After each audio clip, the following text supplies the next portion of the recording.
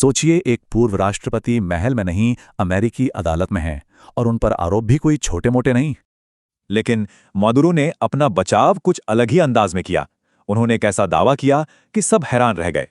तो 5 जनवरी 2026 को न्यूयॉर्क की अदालत में मादुरो ने कहा, मैं बेकसूर हूं। पर आखिर आरोप हैं क्या? चलिए समझते हैं उन संगीन आरोपों को जिनकी वजह से एक पूर्व राष्ट्रपति अमेरिकी अदालत में है। आरोप ये है कि ये ड्रग्स और आतंकवाद की दशकों पुरानी एक खतरनाक साजिश है। कहा जा रहा है कि ये एक लगातार अभियान था जो उनके सत्ता में आते ही शुरू हो गया। मतलब अपनी ताकत का इस्तेमाल ड्रग कार्टेल से लड़ने में नहीं, बल्कि उन्हें बढ़ावा देने में किया। और कहानी यहीं खत्म नहीं होती। उनकी पत्नी सिलिया फ्लोरेस, जो खुद एक बड़ी नेता हैं, वो भी शामिल हैं। आरोप है कि ड्रग्स की खेप सुरक्षित पहुंचाने के बदले उन्होंने लाखों डॉलर की रिश्वत ली।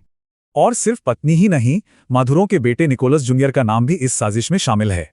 सोचिए, एक विमान जो एक सुनसान द्वीप पर उतर रहा है, जिसमें टूरिस्ट नहीं बल्कि ड्रग्स भरे होने का शक है। अब वापस आते हैं उस युद्धबंदी वाले अजीब दावे पर। कानूनी तौर पर इसका मतलब क्या है? तो ये दर्जा किसी अपराधी को नहीं, बल्कि जंग के दौरान पकड़े गए सैनिक को मिलता है। ये अंतर्राष्ट्रीय कानून का मामला है। यहां मामला बहुत दिलचस्प हो जाता है। एक युद्धबंदी और एक अपराधी के दर्जे में जमीन आसमान का फर्क है। एक्सपर्ट्स कहते हैं कि भले ही ये दावा खारिज हो जाए, ये केस को बहुत उलझा सकता है। आसान भाषा में कहें तो नियमों को न मानकर कोई भी आरोपी पूरे केस में एक बड़ा रोड़ा अटका सकता है। तो सीधी सी बात यह है कि यह मुकदमा एक लंबी और पेचीदा कानूनी लड़ाई होने वाला है।